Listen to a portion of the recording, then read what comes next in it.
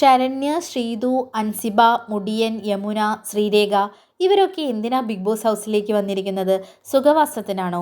നൈസിൽ അങ്ങനെ ബിഗ് ബോസിൽ നിന്ന് പോവാമെന്ന് വിചാരിച്ച് വന്നിരിക്കുകയാണെന്ന് തോന്നുന്നു. ഒരു കണ്ടന്റും ക്രിയേറ്റ് ചെയ്യുന്നുമില്ല, എന്നാൽ ബാക്കിയുള്ളവരുടെ കണ്ടന്റ് ക്രിയേഷൻസിൽ പങ്കാളികളാവുന്നുമില്ല. ഫിസിക്കൽ ടാസ്ക് വരുന്ന സമയത്ത് ശരണ്യ പിന്നെയും ആക്റ്റീവ് ആവുന്നുണ്ട്.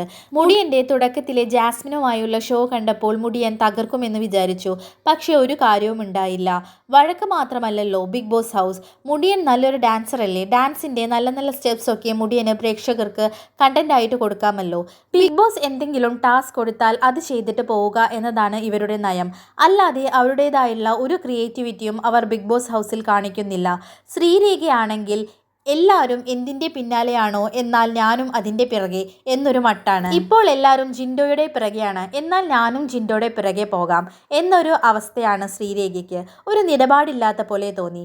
ശ്രീതു കുറേ മേക്കപ്പ് ഇട്ട് ബിഗ് ബോസ് ഹൗസിൽ അങ്ങോട്ടും ഇങ്ങോട്ടും നടക്കാൻ കൊള്ളാം, അല്ലാതെ കാര്യമൊന്നുമില്ല.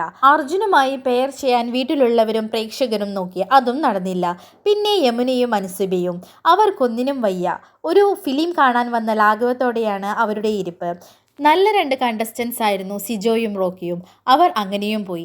എൻ്റെ പൊന്നു ബിഗ് ബോസെ, ആക്റ്റീവ് അല്ലാത്ത കണ്ടസ്റ്റൻസിനെയൊക്കെ ഒഴിവാക്കി വൈൽഡ് കാർഡ് എൻട്രി നടത്തൂ. For more videos share and subscribe my channel.